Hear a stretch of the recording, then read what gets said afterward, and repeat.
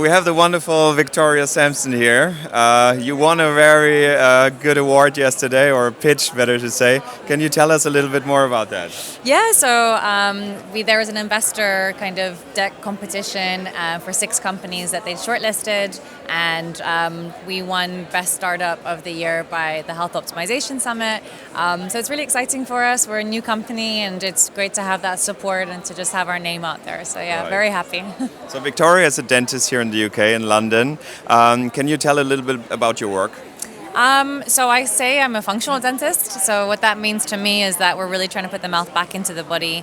We understand that a lot of general health conditions are really strongly associated with oral health, Right. but a lot of people don't actually think about fixing the mouth to help with other conditions, and vice versa. Sometimes we can see things in the mouth which might be relevant to another condition in the rest of the body. So we really just want to link everything together and have full general health, but starting from the mouth. So when generally, I mean, we're doing this a couple of years now, and when we're talking about health in the mouth, affects quasi the overall health, many people say like, oh, question mark. Yeah. Yeah, so in what state are we right now, and how much educational work we need to do in the future, and how can we do this in the easiest way? So I think that we're seeing a lot more research coming out in the past kind of like probably 5 years. There's so much more research. Before that, there was a lot of kind of speculation like, oh, is it really, true that diabetes and gum disease are strongly connected? And now we know that over 53% of patients who have diabetes will have gum disease or heart disease or infertility. So it's not becoming speculation, it's actually becoming cold, hard facts. Yes. And then I think the next step is actually us spreading that in an educational way, and for patients to understand, like for some reason they think that this is not connected to the rest of their body. And so we need to educate them and teach them that oral health is extremely important for general health. And many dental universities still teach like this, right?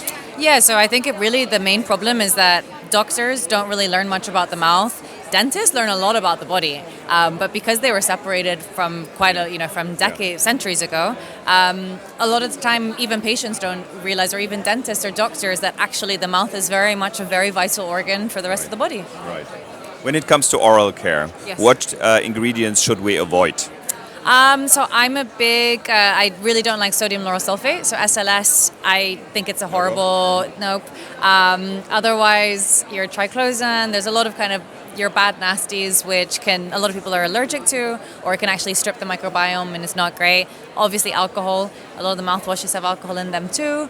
And then fluoride, it's kind of, some people still like it, some people don't like it. I think if you're not going to be using fluoride, you need to be using hydroxyapatite as a good remineralizing alternative. Right.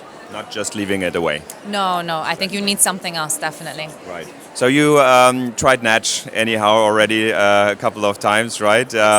What do you think about? I think it's very cool that it comes in like a glass bottle that you chew it. You don't need water. It just feels like something you can like have in your handbag on the go and just brush easily. Tastes quite good actually. I was surprised. I didn't think it would taste nice. There's a lot of different ingredients, and I was like, oh, I'm not sure about like clove and this. Actually tastes nice, and I think the ingredients are clean, natural. I think what you guys are doing is a very important step to really pushing oral health for general health. Wonderful. Last question. 3 tips to improve your life and oral health? I like to keep it very simple. Yes. I know it sounds stupid, but brushing twice a day for 2 minutes and spitting, not rinsing. Yeah. A lot of people don't do that. That's all you need to do. I would definitely try and instill some probiotic or postbiotics into your oral hygiene routine. And the best way to really understand what you need is by testing your microbiome and seeing what you have problems with. Tongue scraping. I'm a big tongue scraper as well. Not too hard, but once in a while, yeah. Awesome. Yeah. Thank you very much, Victoria. Pleasure to have you here. Thanks Thank for you. having me.